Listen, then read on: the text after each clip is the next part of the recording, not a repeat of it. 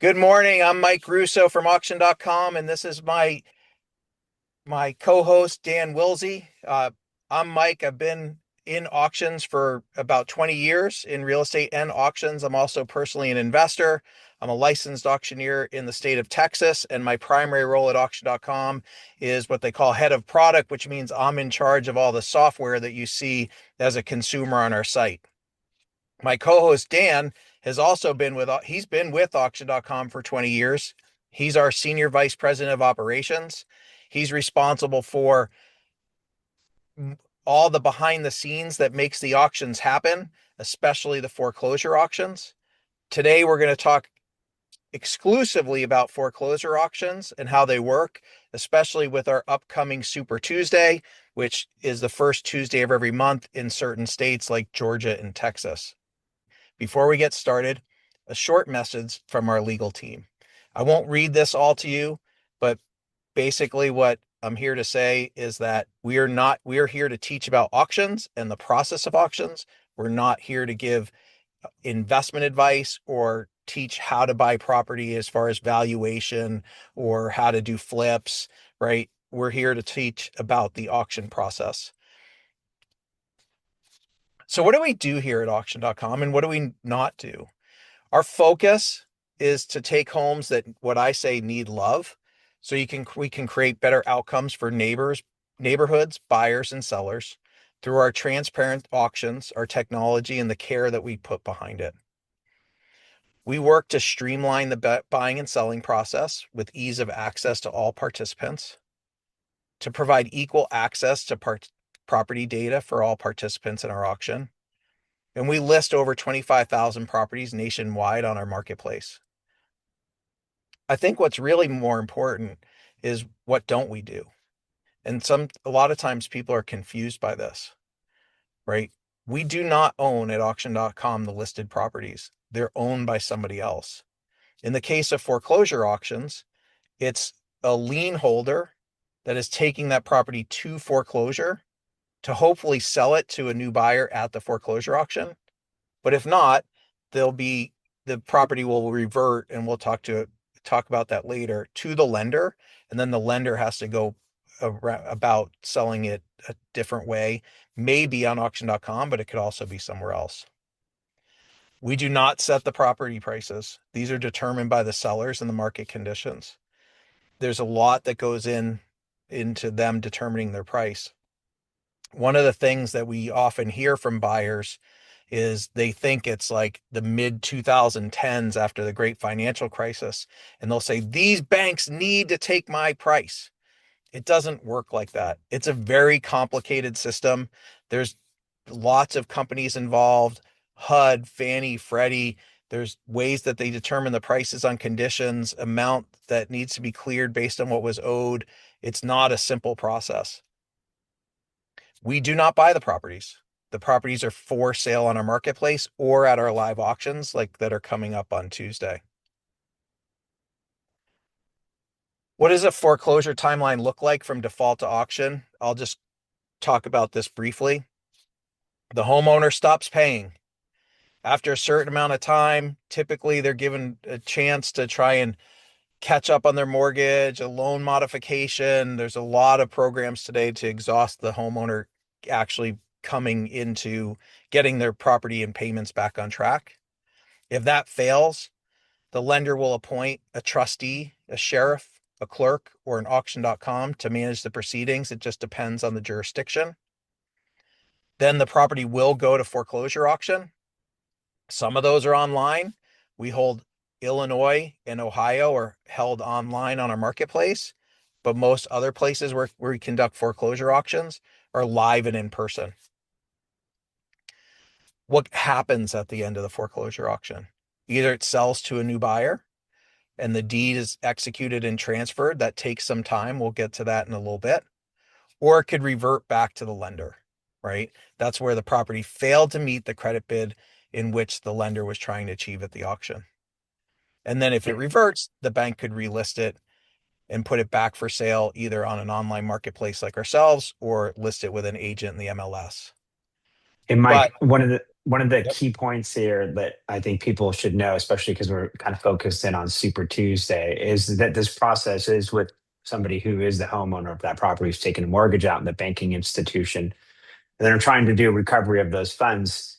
And in that, there's workouts and something that's called loss mitigation, where the banking institution is working with the person who owns that house to not go into foreclosure. And about 70% of the time, they are successful. So, what you may see is you may see properties that are coming on that are listed as foreclosure properties that actually never make it to auction. That's unfortunate because we would love to sell them, but it's also fortunate because that means the person who was going through that foreclosure process has rectified that situation and it's no longer going into the foreclosure auction. So, not all the properties, when it comes to foreclosure, will actually make it to what Mike and I would call the auction block, because some of them do get like rectified through the process of loss mitigation and working out with the servicer. So just something to think about as you're going forward. I know when I came to this brand new and I started looking at it, I didn't understand why not everything was going to sale. And then that key will help you with your due diligence process and kind of shift how you think about looking at the properties when it comes to foreclosure. Yeah, no, I have those. Thank you. And I have those property statuses concepts up, and I'll come back to them a little bit in a couple slides.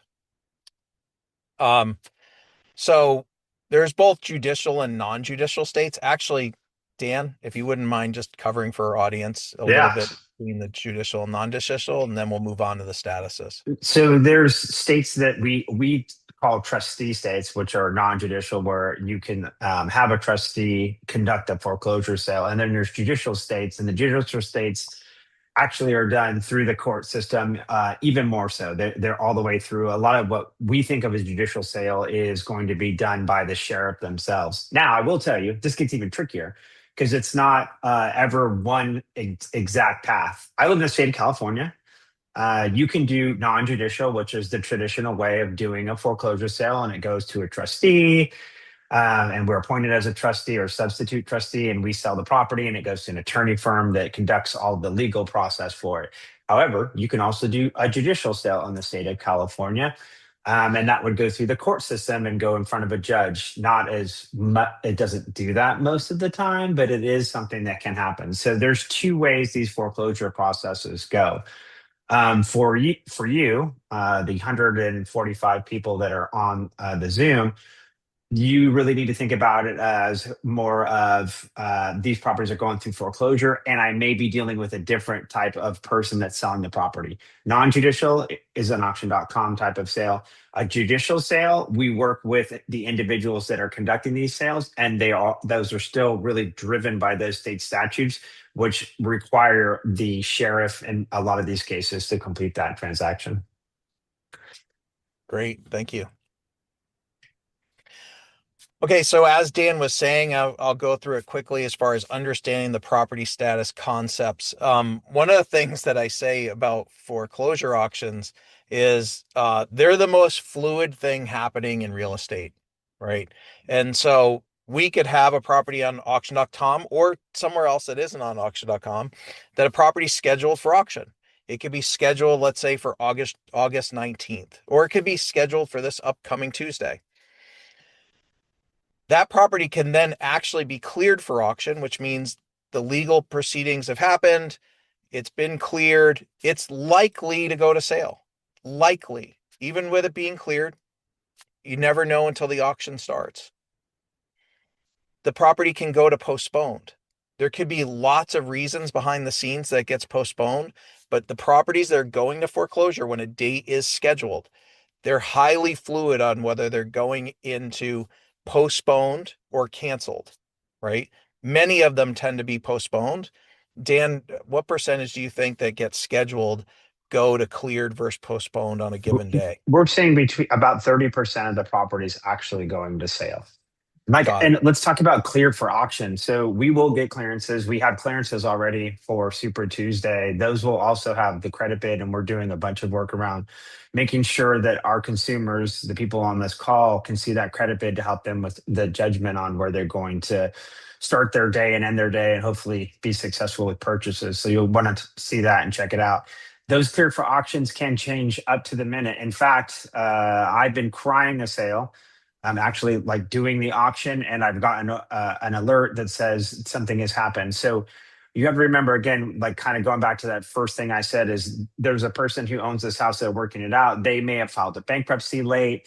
They may have done a workout. They may have done a payoff. So this does have a little bit of a chance to move, not as much as something that's scheduled for auction, but cleared for auction is a high indication that it's going to go.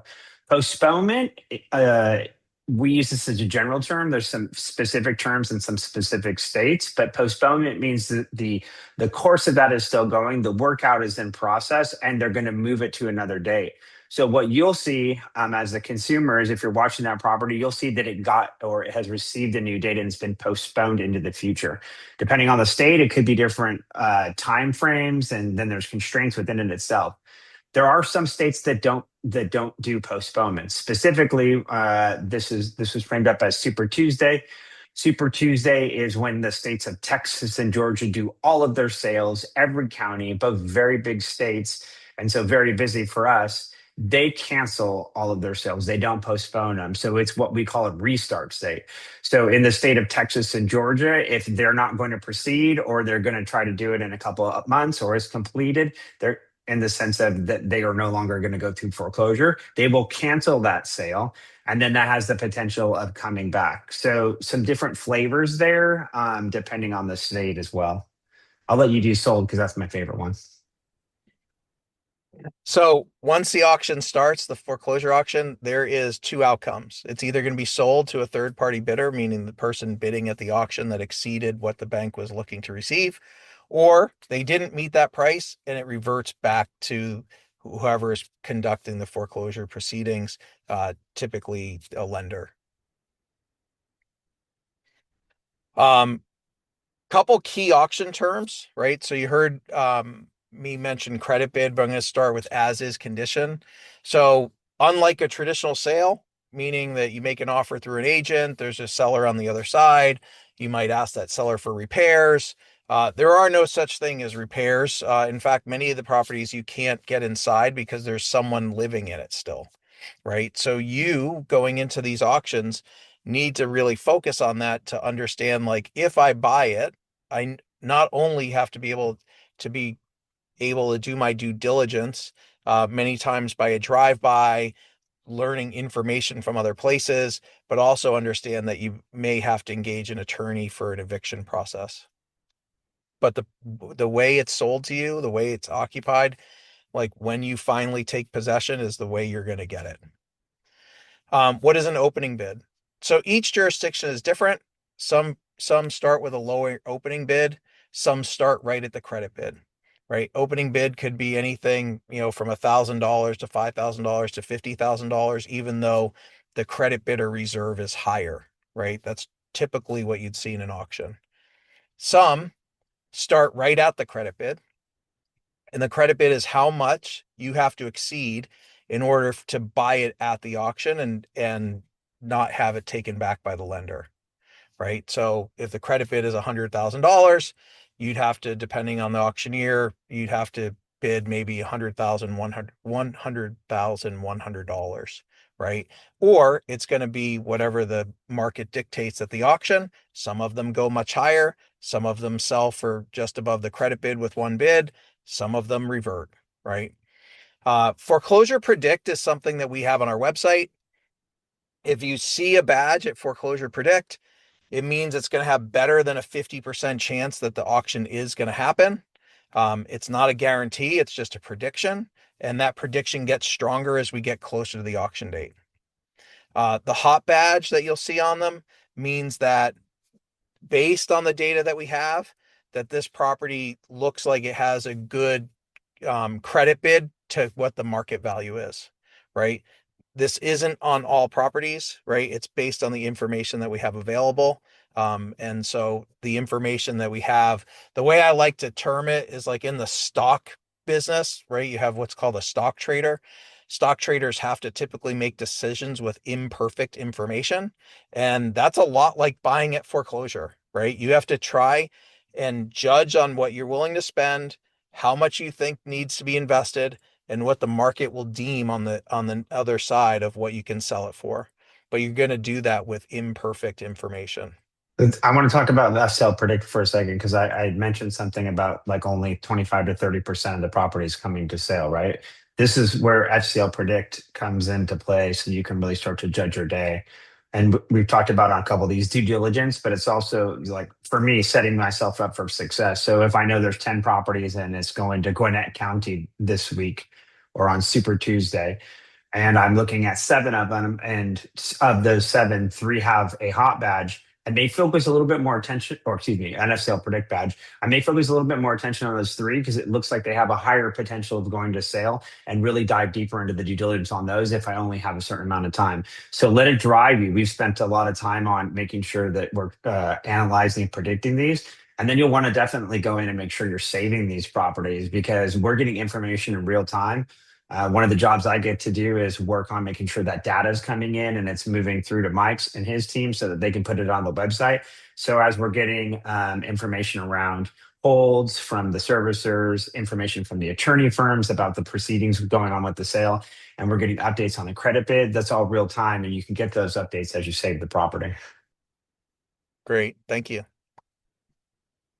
Couple more slides here, and then we're going to dive into everybody's questions. There's a lot of great questions on Slido. We see some of them coming up on Zoom, but just a couple steps before you decide to go bid at the auction. One is a drive-by inspection, right? As I said earlier, many of the properties are occupied and you should not trespass or disturb the occupants. Title reviews. There's a lot of questions we're going to have on this. I'm going to cover that in more detail when we get to the questions. Consult local experts, whether it be title agents or real estate attorneys. As I told you earlier, like many of them are occupied and you may need to do an eviction. Best place to start with that is talking to a local attorney that specializes in evictions. Estimate your costs.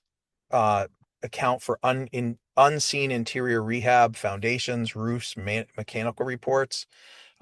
Roofs are a great indicator on condition, right? And you can usually see those from the street. But if the roof is good, usually a lot is good with it. Actually, I'll tell you a small story when it comes to a roof. There was a property for sale years ago before I joined auction.com, and I think the auction was on auction.com on a street that I actually own another house. And my partner on it, the bidding was going up, and my partner's like, "Hey, this still looks like a good price. Why are we bowing out?" And I said, "Well, that roof is shot. It's been shot for years, and that neighborhood tends to have mold, right? And so if the roof is shot, water's getting in, and that house probably likely has mold." And so we didn't buy the property. The property sold for a much higher price than we were willing to pay. It was bought from somebody that didn't know the market. And when they got into the house, it had a bad mold problem. They got shut down by our Board of Health. They had to come in with a massive remediation, right? And so it's these clues that is really like the treasure hunt that you're going on, right? Understanding the anatomy of a house, right? And so understanding that anatomy will help you. You hear stories of people that got evicted and they ripped out the copper and they, damaged the drywall. You know what? To be honest, like it's not that expensive to fix drywall, right? It's pretty expensive to put on a new roof, right? So, just use those things when you're considering it. Understanding the terms. These are legal documents. Please take the time to read through them. They're available on the website. But you really want to know the rules of engagement. We're going to cover some of those in the questions, but they're all available on the website. Check the zoning based on what you're looking to do. Verify if you want to be a landlord, like can you do it? If you're looking at short-term rentals, I actually happen to own a property in Atlanta. And so in Atlanta, you cannot do an Airbnb, for example, unless you're a resident, right? So unless you're a resident of the city of Atlanta, you cannot have an Airbnb. And I'm not a resident of the city of Atlanta, so therefore that's not an option for me when I was considering it. Check on liability insurance. Typically, if you're inexperienced in this, When you go to call an insurance agent, you say, hey, I'm going to buy this property. You're going to buy what's called a builder's risk policy, right? It's a little different than your typical homeowner's insurance. And so that's expected for it to be short term. There's not going to be anybody living in it. So there's different types of insurance that you need to know about. Uh, so what are the steps to bid in person? And then I think we'll dive into the questions, Dan.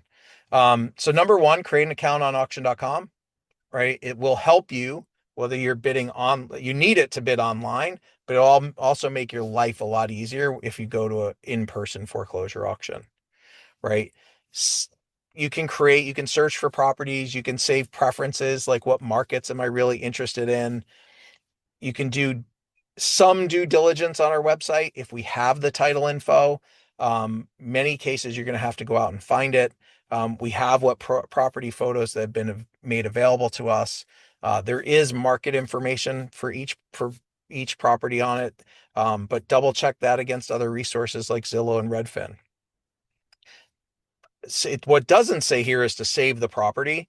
Saving the property is going to let you know when we were telling you that the status changes. It's going to be your fastest path to status change. Our customer service team will often constantly get calls on like, what's the status of this property?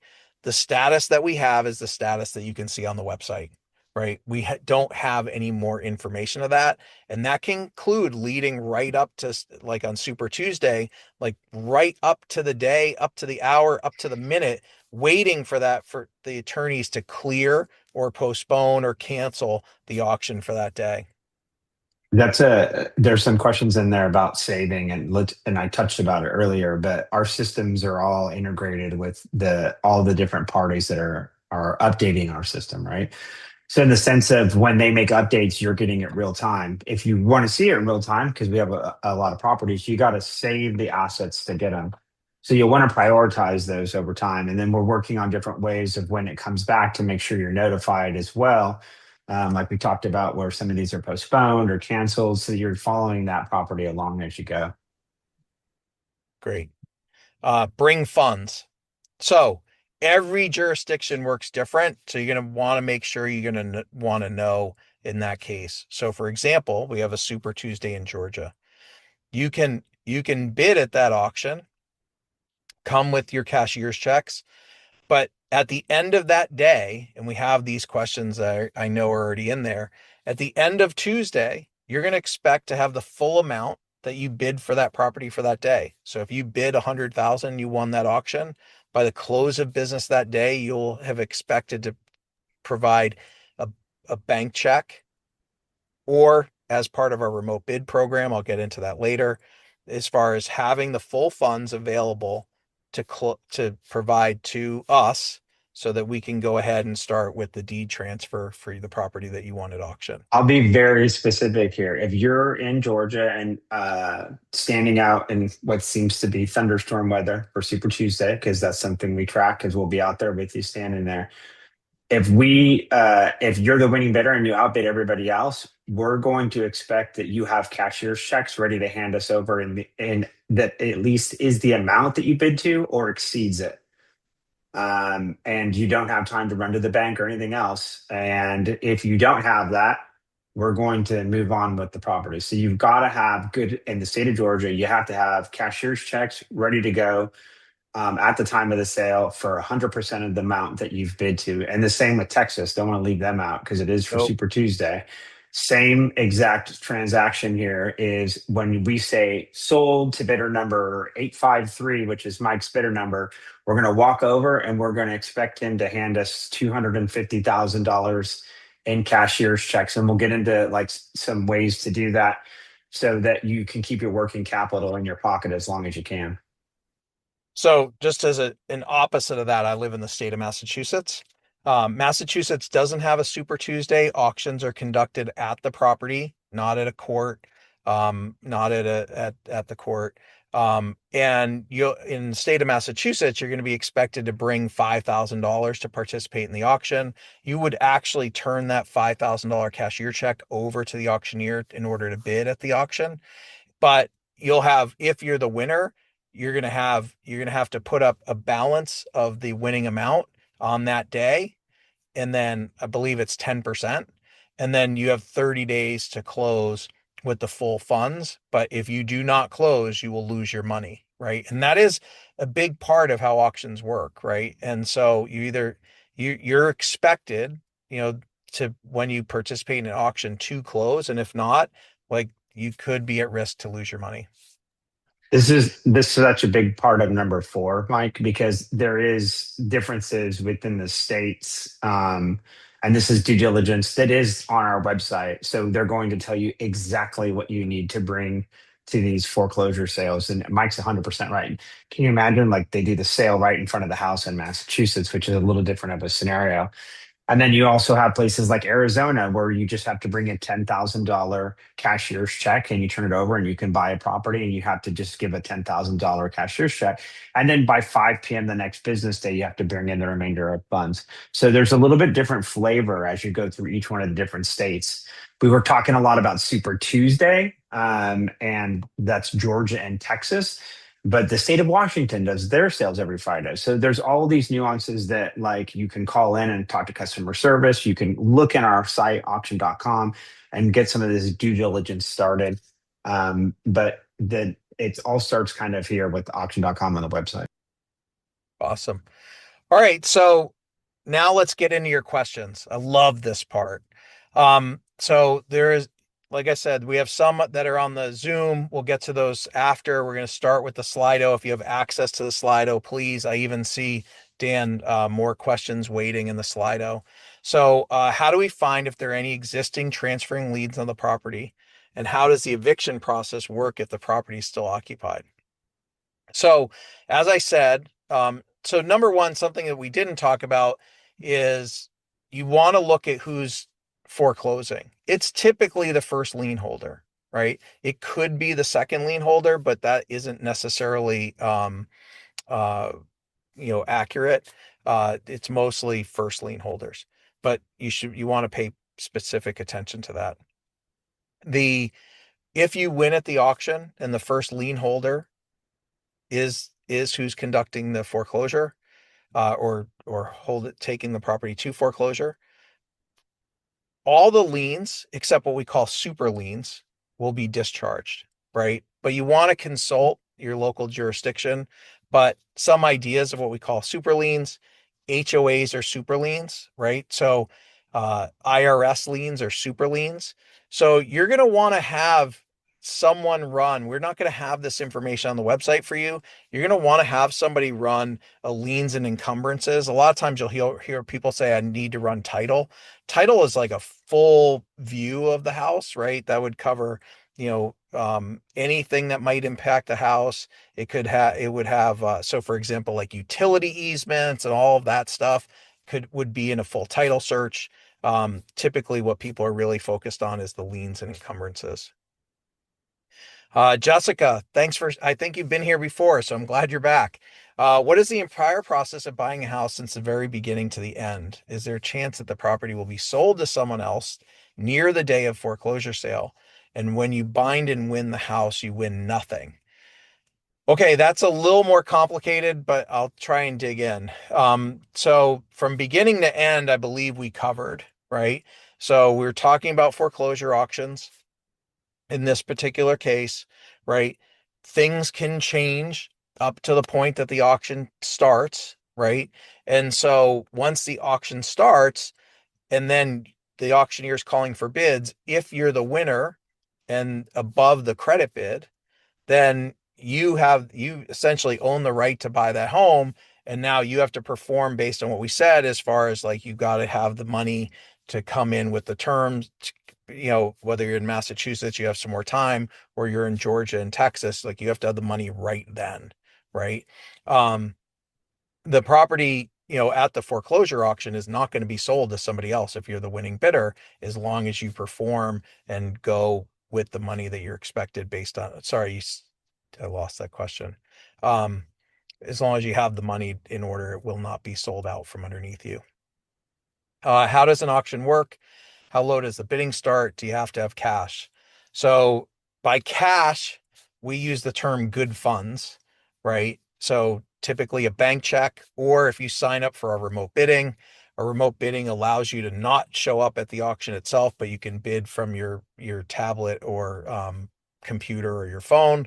In order to be qualified for remote bidding, you have to have an ID verification and some sign some paperwork, and then you also have to have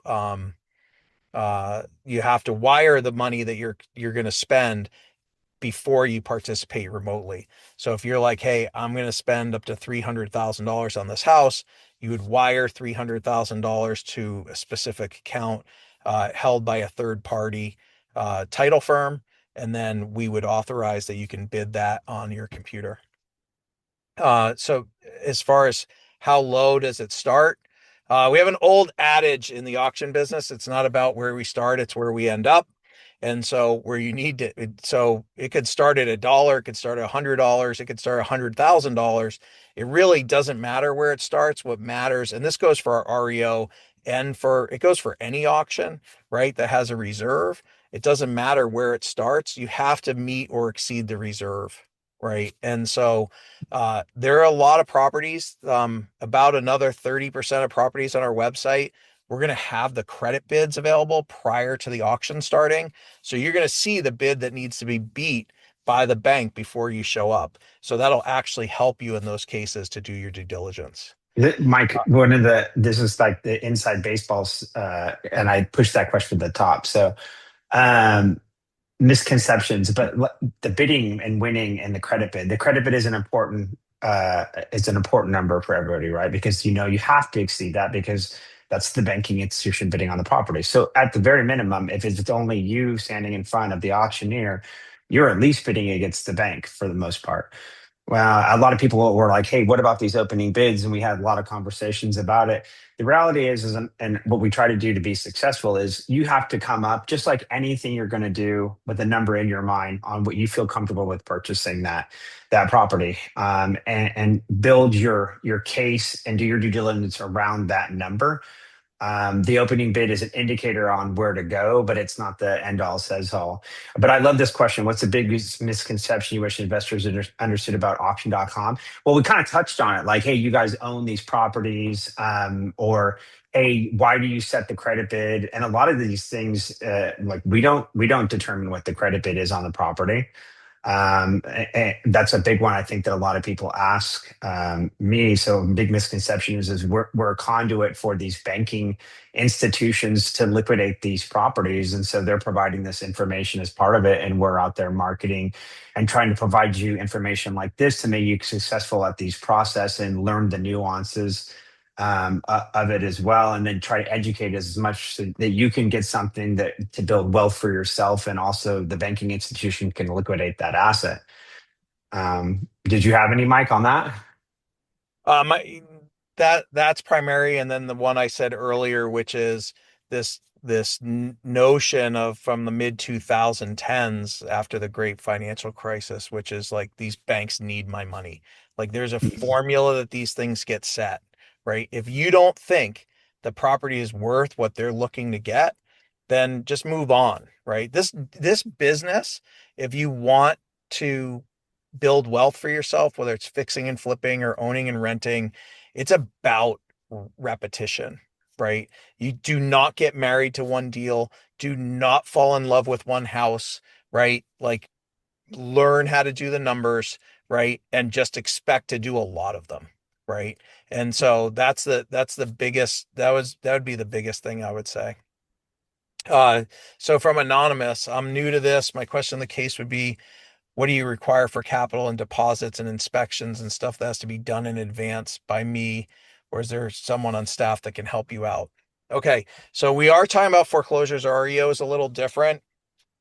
So I'll cover both. As we said, for foreclosure, depending on jurisdiction, number one, regardless whether you're buying it REO or foreclosure, you're expected to have the money, right? It's the hardest part about buying it at any auction.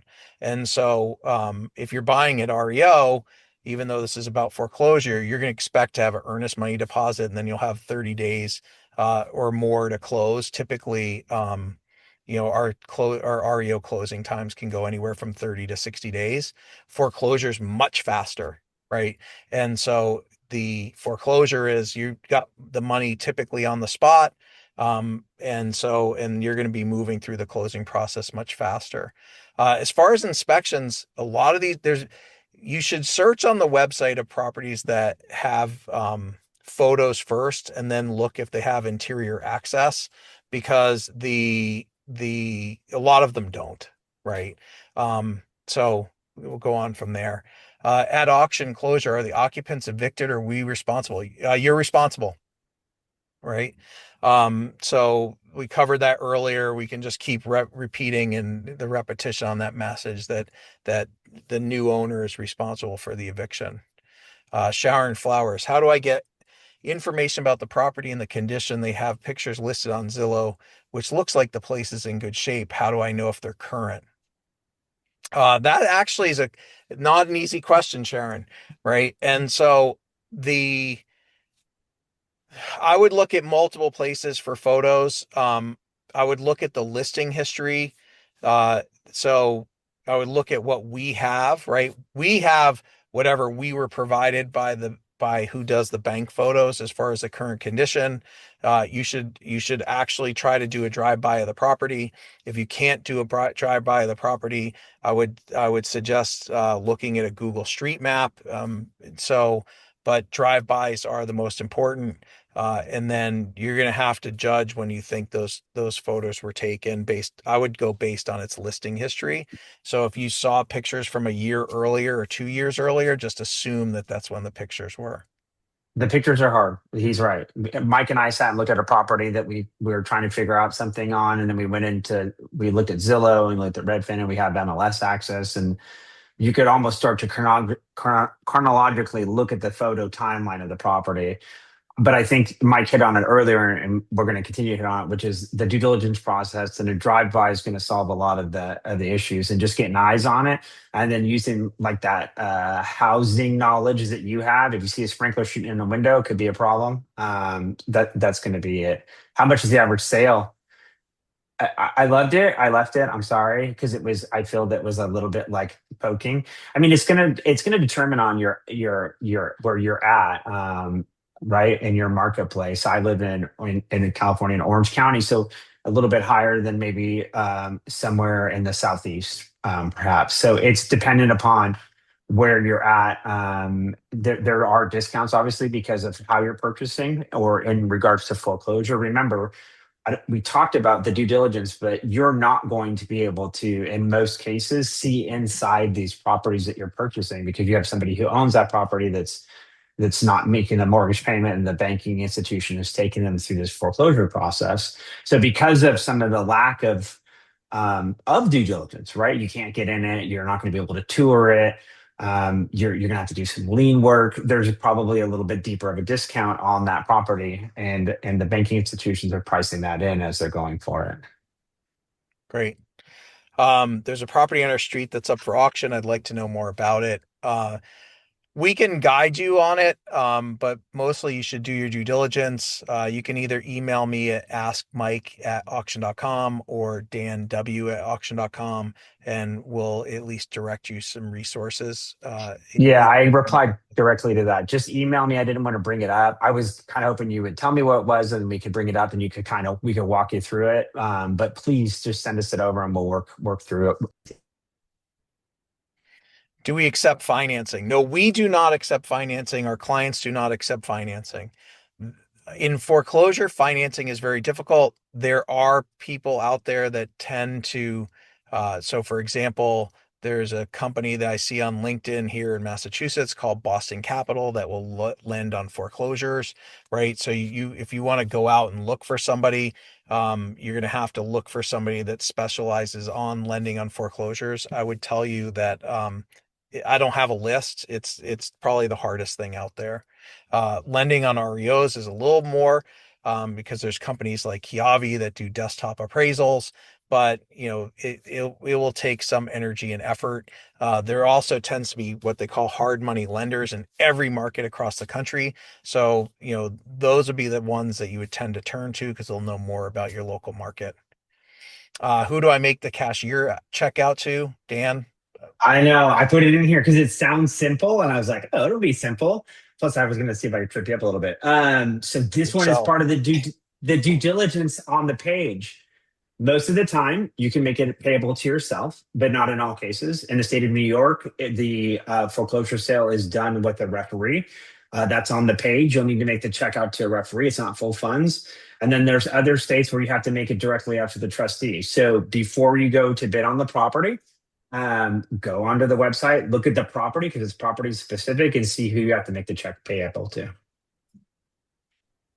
Great. How soon is the full payment due if you win the auction? As we've said multiple times, that's going to depend on the jurisdiction. In Texas and Georgia, it's going to be right away. I believe California is right away. If you're declared the high bidder in Massachusetts, where I live, it's going to be within 30 days. But you're going to expect to have 10% that day. How do you know if it's the first or second lien closing? That's a combination. On ours, it tends to say second lien, but that's where the title and encumbrances comes up. I know I saw questions somewhere that we're going to get a little bit more into that as far as who do you turn to. Why don't bank-owned properties start the bidding out with the minimum amount they will accept? Why start the bidding so low and then the reserve isn't met and the property gets auctioned over and over? Is there any way to find out the lowest price that will take before the auction? This is a great question. This actually comes so there's the early question, like what do you wish people would know, right? And so the reason that we don't start at the minimum amount is there is some amount that like not every bank, not every situation, but we have plenty of properties that actually may sell below the reserve that the seller says, hey, that's close enough. This property's been marketed for months. I'm ready to like take, whatever the best bid is at. And that tends to change over time. And so the advice that I give people is I say, hey, listen, if you're interested in this REO on the website, go ahead and bid on it to the most that you're willing to pay. If you're the high bidder, or if you're the high bidder and it doesn't get accepted, then just keep the property available and see what happens over time.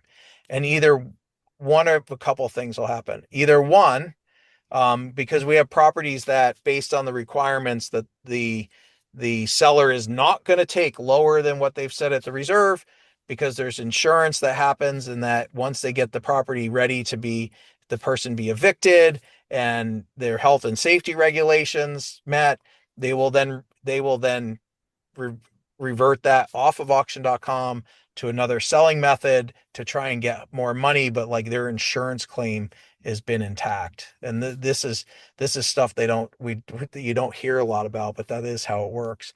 There's others that like I said, over time, if the reserve's not being met, the seller may lower the reserve. And so you just want to remember what I said about deal flow. You just want to keep these things in front of you, right, over time to see what changes.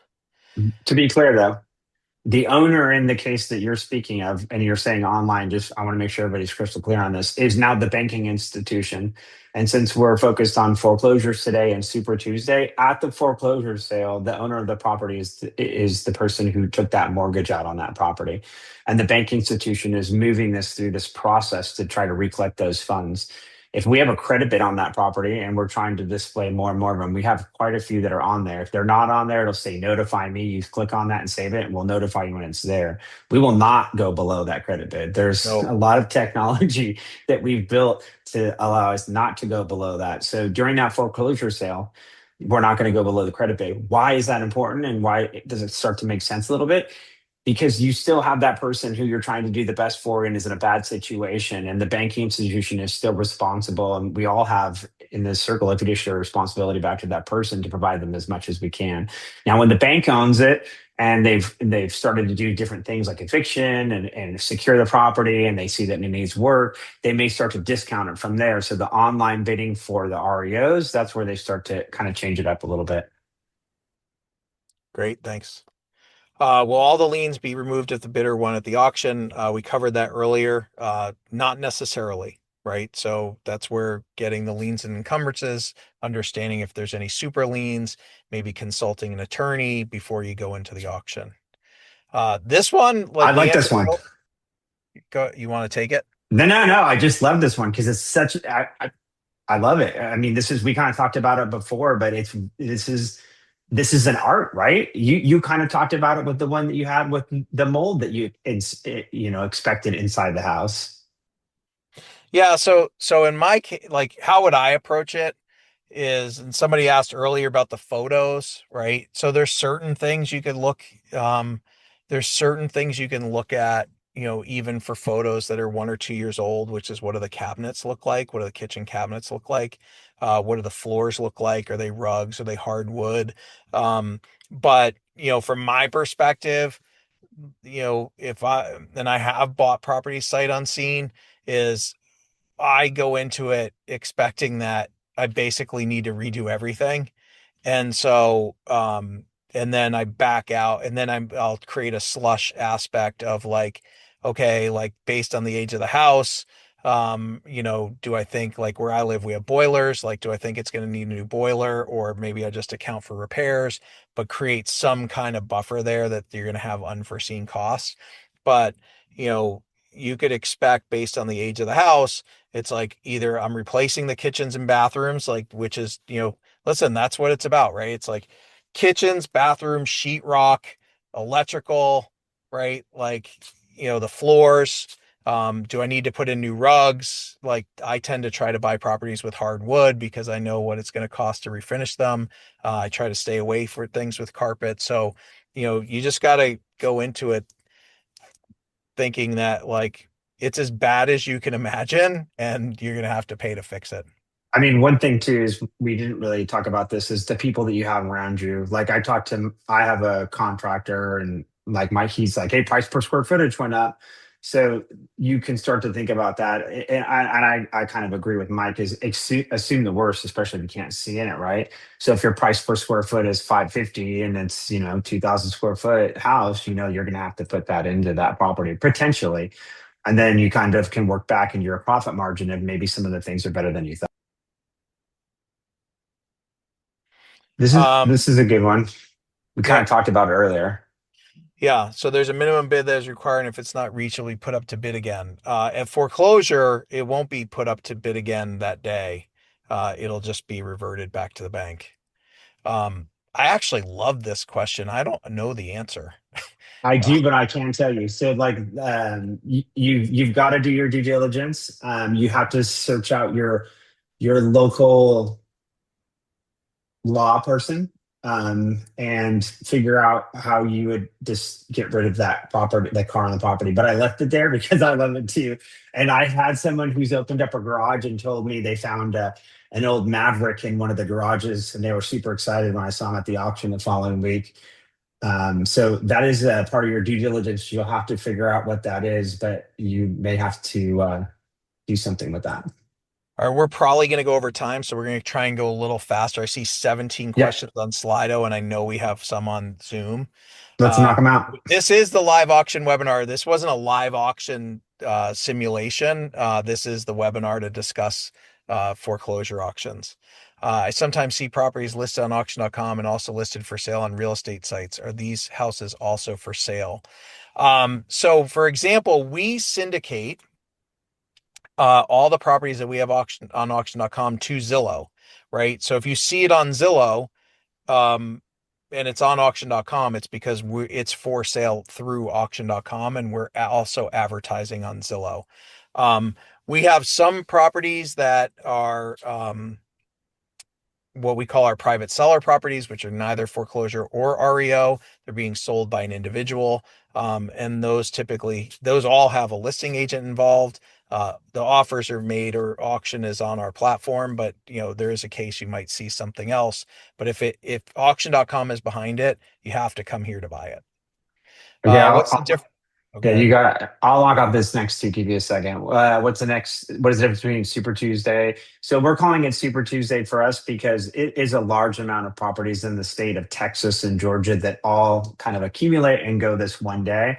And then for you as a buyer in those two areas, if you are, you've got to be very structural in nature and very specific, because you may want to purchase a property in Dallas County and potentially Tarrant County, which are adjacent to each other. So you have to do all your work ahead of time. We also have auctions on regular Tuesday, like in Riverside, California, where I live. So there's auctions all of the time through the week for foreclosures, and all the time online.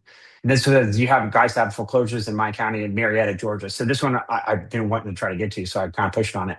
We don't have all the properties in Marietta. We're going to have a fair chunk of them, and I've been to Marietta. I think Mike, weren't you there a couple months ago on a Super Yep. Tuesday? So no, we don't have all of them, but we'll have a good bulk of them. And you'll see, like, in all transparency, is that you'll see the other auctioneers that are out there. You may have a hard time because they're not going to have a green shirt like Mike has on, and all of our staff that's out at these live sales, they're going to have a green shirt very similar or exactly like that standing out there. So when you get there, you should be able to look up, see them, find them right away. As well as, if you're on your way there and you're parking and you're like, I wonder if the auctioneer's here, you can log into our app or pull out your laptop and you'll be able to see if the auctioneers arrived on site. I've noticed some properties in auction.com get bid on, but they show up as available multiple times. What happens, and why didn't the bidders get them? Is that a red flag? No, it's not a red flag. As I told you earlier, that the all the properties have a reserve. If you take it, if you kind of balance it in a little bit of difference, in our case, we have to keep putting the properties up for auction because that's how bids are placed.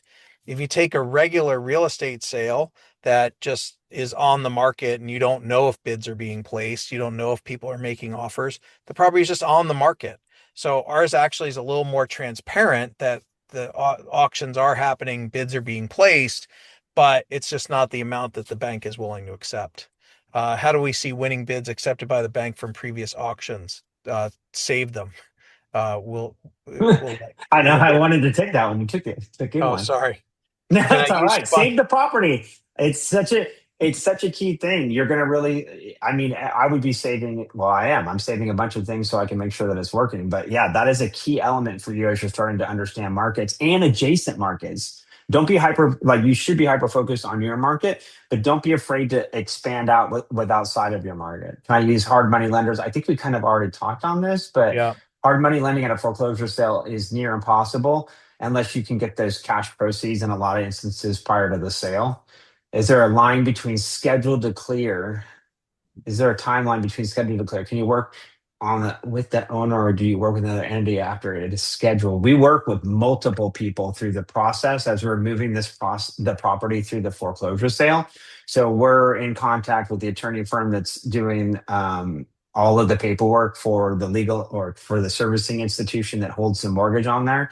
So we're in contact with all of them. And I mentioned earlier that we have direct contact with them. So as they're updating us, either through email or through the integrations that we built with these systems, they're going to be updating you in real time. The best way for you to find out more about the property is to continue to save it, or just keep it on your web browser the entire time and make sure you're staying at your screen. Do cash buyers get preference over buyers using loans? No, there's no Oh, difference between it. you're Good. expected to present cash. How you get the money doesn't matter, but that's what you're expected. I Is get the it that? question though, is really good because, like, in a normal transaction, right, cash is key. So if I put it on a normal house, but no, that playing field is leveled for you when you come to auction.com. Is $1,000 payment needed for each auction? I assume that you're referencing our REO online auctions. And so the answer is no. If you've never purchased from us and you put up $1,000 deposit, it is refundable on request, based if you have not won a property. And you can bid on up to 4 properties with that $1,000. Um, I saw another one that was somewhat similar, but we'll go to the next one. This is it. I saw a bank owned property, say I win. What is the process? What if I cannot find financing? Can I return the property to the bank? Will I lose my money if I cannot close? Yeah. So this is advanced player mode. You need to understand how you're going to get the money for the house before you bid, right?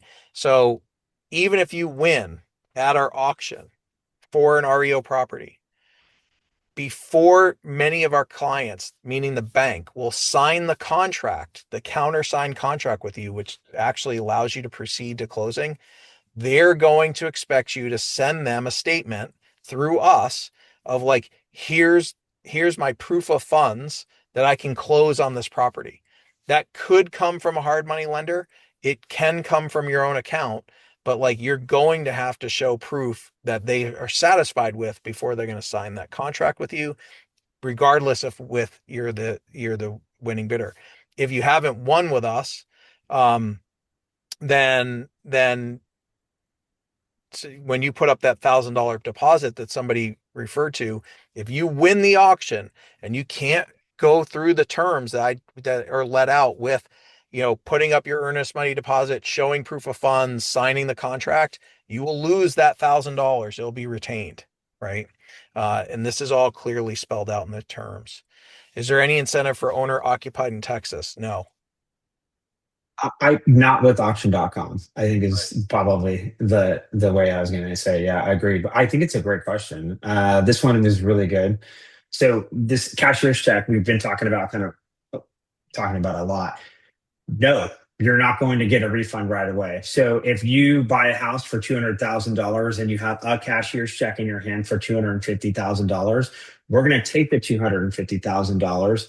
We're going to send that to the attorney firm that is working in partnership with us to complete the transaction and send that money to the banking institution. So that's kind of a misconception, is we're not getting the money and putting it in our bank account at all. That money is going right through to us and back to the bank institution. So the attorney firm then will then send you the refund on that. So one of the things, and I had mentioned it earlier, I said keeping the working capital in your pocket. If you're going to the foreclosure sales for Super Tuesday, you're going to want to have multiple cashier's checks. So in the case that we just described, you thought you'd bid up to $250,000, so you got one check, but you only paid $200,000. Congratulations, you bought it for $50,000 less. But if you had a cashier check for 100, another one for 100, maybe one for 10 or 25, and you had a couple different increments, then you just hand us over those increments. We'll document it. We'll take those and give them to the attorney firm that goes back to the banking institution, and you don't have to wait for that refund process back from the attorney firm.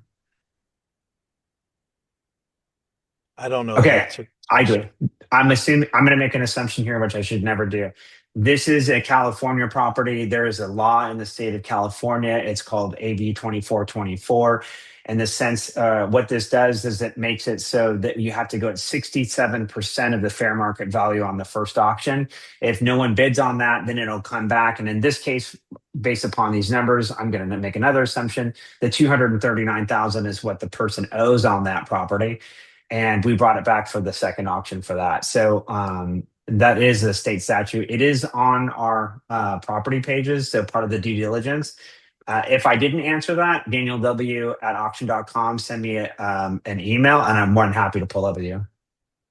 Oh, I've been waiting for this one too. I tried to bump it up a couple of times. Can an owner come back and get the property after it has been sold? Mike, you want to answer?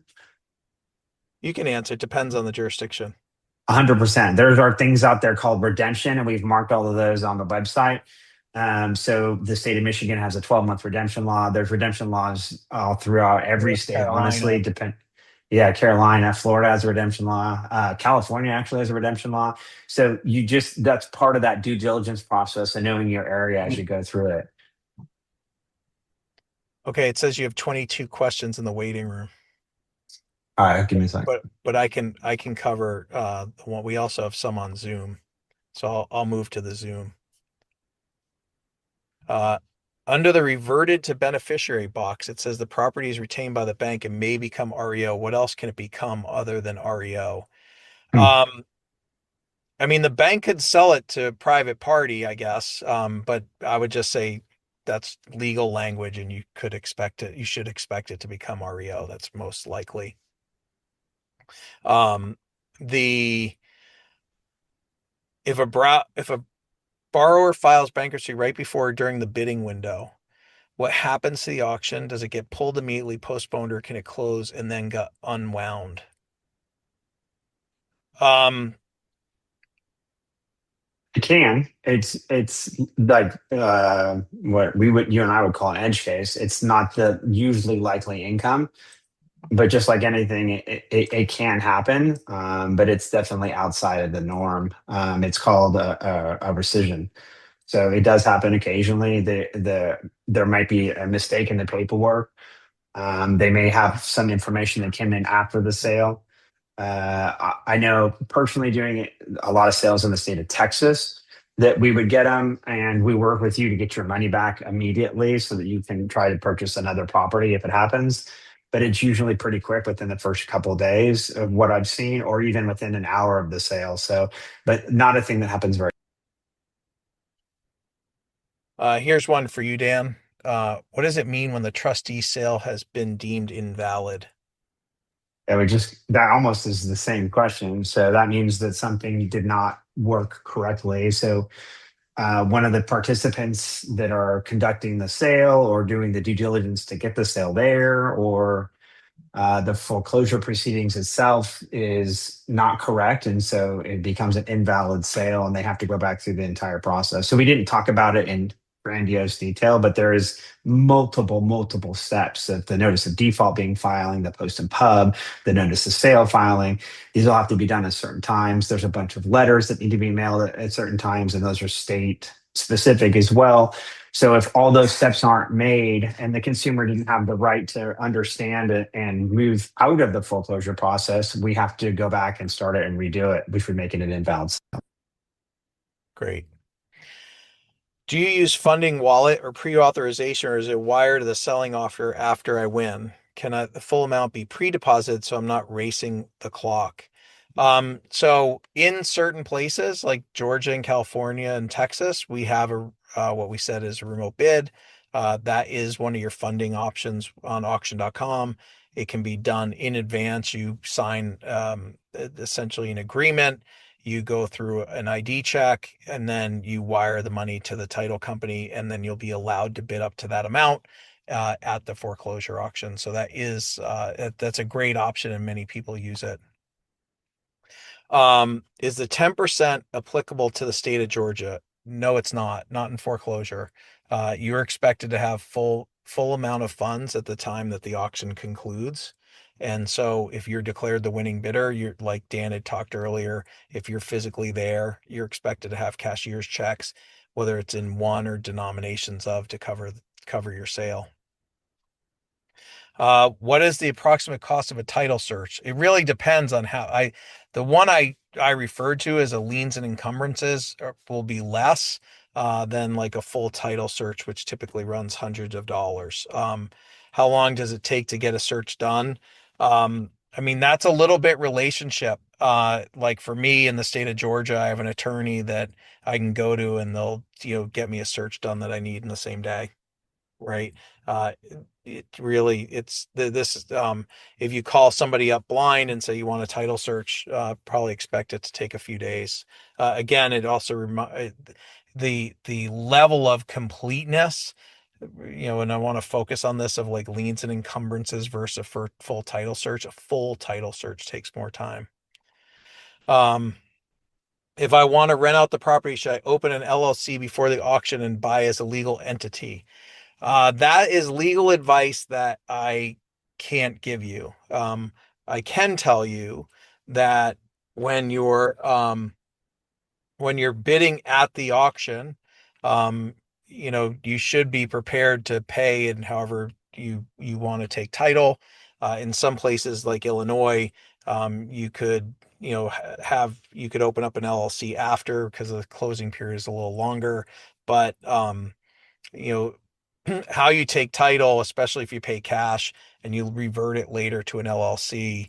That's just something you work with on your lawyer on changing title. If you're financing after, it becomes a little more complicated. If bidding online on Texas properties, how do I pay electronically? Are you saying we submit our funds in advance? Yes, I am. If you want to bid remotely, you sign up for a remote bid, you wire the money that you want to spend, and that will be in your account, and our system will let you bid up to that amount. Um, who is placing the counter bids? Is it auction.com or the bank? Do you have access to the max? Do they have access to our max bid amount? That's a great question. So that's in regards to our REO, right? And so if you remember what I said is like, let's just take a undisclosed reserve, means you don't know what the reserve is, of $100,000. And let's say the bidding starts at 25,000.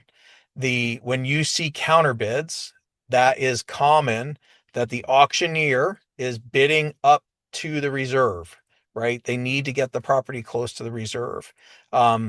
The max bid amount is set electronically. And so even if they're placing counter bids, if you're the only bidder on that and your max bid was above the reserve, then your bid would not, the system wouldn't bid for you above the reserve if nobody else was. The auctioneer is not allowed to bid as a counter bid above the reserve. And Mike, we have like, I think we go to quarter after, so 9:15, 8 minutes. We can kind of rapid fire through some of these, and I won't move any more over. If you're okay with that. Yeah, you want to move back to this? Yeah, I've just got the slide kind of set. So the house is not sold during the auction. Financially discuss purchase price. I love this up here because it's kind of it's a little bit, it could be cantankerous. There's a lot of opportunities with us. We have something called assign the bid. So if it goes to a foreclosure sale and it doesn't sell, that means it's going back to the bank, right? We talked about that with REO. But there is an instance where you can go onto our website, auction.com/assign the bid, and you can actually purchase that property in between foreclosure and REO. And then once you get to REO, yeah, you're going to negotiate directly through us to continue on with that sale. I think this is our Regan, Mike. What is the percentage of properties foreclosures on properties Tuesday, our first lien holders? We talked about that a little bit. Again, that's part of your due diligence. The or majority of them are. What is the percentage of properties that currently have zero occupancy? And how long does it typically take to evict? The eviction process is something you're going to have to do because it's not only state, county, but it's also city specific in a lot of times. So having that person on your team to help you kind of navigate through. And then it also depends on the property itself. In an instance of, I know in the state of California, if you have a renter that's in there, it's going to be a little bit different than if the occupant was in there. If you bid remotely, can you wire money back to yourself? Absolutely. If you put the money in the account and you don't purchase a property, or even if you purchase a property and you have money out in that account, you can process a refund directly on the mobile app or within our website, and you can get those funds back within 24 hours. Does the bank itself bid? We just kind of talked about this one, right? In the case of a foreclosure sale, no, the bank does not bid over the credit bid and an REO sale. What's the timeline for funds in California and Illinois if you win at the auction? So California is very interesting. 100% of the funds are due at the time of sale. But I wanted to caveat that with is that there is the state statute of SB 1079 in the state of California, which means there is an outbid period. So those funds are going to stay there for a while. Illinois, for our online sales, it's by 5 p.m. the next business day, the full amount's done. Again, everything's a little bit different, so you got to do your due diligence on our website. This one hurt a little. How accurate are photos from auction.com? They're as accurate as we can possibly get them. We do order photos on properties. We do our best to continue to update those. We're regularly validating them, but we talked about this a couple of times with like doing your due diligence in the drive-by. 2.5% available before auction. It depends on the state. Like we talked about, you have to have full funds if we're talking about Texas and Georgia in your account to bid. If you don't have the funds in your remote bid account, we've nicely made it so you won't actually be able to bid. You have to have funds in your account for that specific day to bid on that property. Up to the amount you intend to bid to. So if you only have $100,000 in your account and you're trying to place a $250,000 bid, and that state is not a deposit state, it will not allow you to put that bid in there. We talked about this a little bit too. If a buyer files bankruptcy right before or during the bidding window, what happens to the auction? So if they do it during the bidding window, there's a potential that we get into that scenario we talked about before, where we would rescind the sale and provide your money back. We did talk about also too, the communication channels that we have are almost real time with everybody. So we should get that fairly easy. And if we do get it before the sale, 100%, it's going to get postponed or canceled prior to the sale. That's why at the very early part of this conversation, I'm sorry, I'm talking fast. I'm trying to get as much of this answered for you as I can. It's cleared sometimes and it may change right before the auction. This is exactly the scenario we explained. I live in Georgia. Does that mean I don't need to have the money the same day? However, I show proof of funds. If you're talking about a foreclosure sale, you 100% need to have the funds the day of. And if you win that property, one of us in a green shirt is going to walk over and ask you for those funds on the day of. Are the sold properties closing held at local title location city offices? 100%. In the case of the online bank owned properties, when you purchase them, they have a regular closing that is completed, and they make sure that there's someone local. And if they don't have someone local because they're using a larger conglomerate for closing, they will have mobile notary and or some way to get you to a spot that's close to your home for the complete signing. I can cover a few more here. I was actually trying to type answers at the same time so we could answer as many as we could. Um, Typical timing for seller to countersign. I assume that's for REO. Really, it just depends on how fast you get your part done. Um, you have to fill out your contract information form. You have to submit, in many cases, your proof of funds. You have to send your earnest money deposit, sign your part of the contract. And I would say typically within days, later case a week, you'll have a countersigned contract. Um, who is physically at the property during the auction? Um, so this only really happens in New England, right? And so where people still conduct where auctioneers still conduct auctions on site, and so typically it's the auctioneer and their staff and anybody that chooses to come and bid at the auction. Um, the If I win an REO on auction.com, can I sell the bid to another investor or do I have to close in my name? Um, so yeah, that would be prohibited. So I'll go back to where I started earlier. You're going to have to put up $1,000 deposit. This is more like a wholesale question typically. So I'll give you two various examples. And I'm sorry, this is a really important question. So I want to make sure I cover it. You're going to put up $1,000 deposit. If you win the bid and you try to get somebody else to close on that because you don't have the money, you will lose $1,000, right? So I want to be super clear about that. The If you have a partner, right? So I'll give you a different example. I have a partner that I do deals with. And so if let's say my partner and I are going to do the deal, and let's say we're even going to use his capital in that example, right? Can I win the bid and then close with my partner as my investor? Yes, you can, right? Because everything is already available. You have a partner, you know that they have the money, you've already worked out how you're going to take title, right? You're prepared for the auction with you and your partner, right? Remember in the earlier part, I was talking about bidding with my partner on a home. If you're coming, I think I've now said it in every webinar, Dan, right? So I'm going to say it again. Auction.com is not a video game, right? Do not come and put a property to like bid on an REO property and not have the money. You will lose $1,000, right? So that's a very expensive video game. What was the website again? Auction.com/assign the bid did not work. I'll put it in the chat. The title search at auction.com offers for $55 covers all liens or debts. Those typical ones that you see, there are some properties that title is available. And I believe those are full title searches that would cover all liens and debts. Those are made available by that particular seller. We do have some of those. Um, do you need an LLC before you can bid?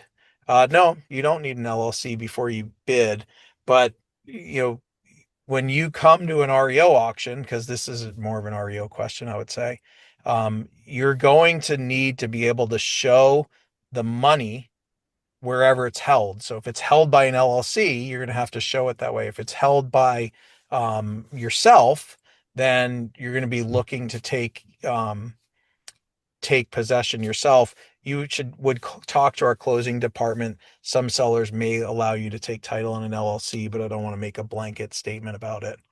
We're getting over the time here at this point too. We still got 100 people. I want to be cognizant of their time as well. I don't have the ability to actually drop this in the chat, but it's auction.com/assign hyphen the hyphen bid. And there's actually properties currently on there right now you can take a look at that have gone through the foreclosure process and are moving to the REO process. Do you want to see the 7 questions you have waiting on Slido? Most of these other ones I feel like we've covered. I'll start dropping them. I'll start moving them over.